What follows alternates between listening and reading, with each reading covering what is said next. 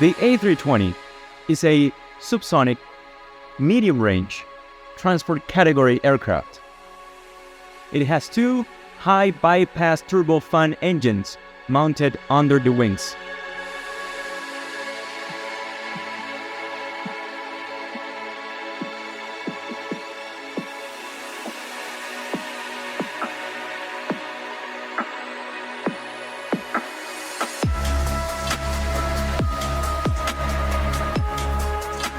The cockpit is designed for two crew members.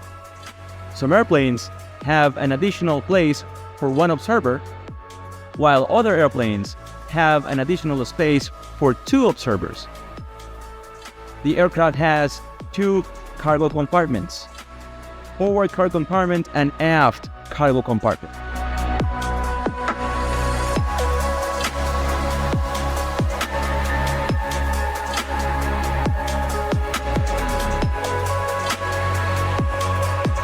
Here you can see the principal dimensions of the A320. There is a difference in wingspan between the traditional wingtip fences A320 compared to the newer sharklet configuration.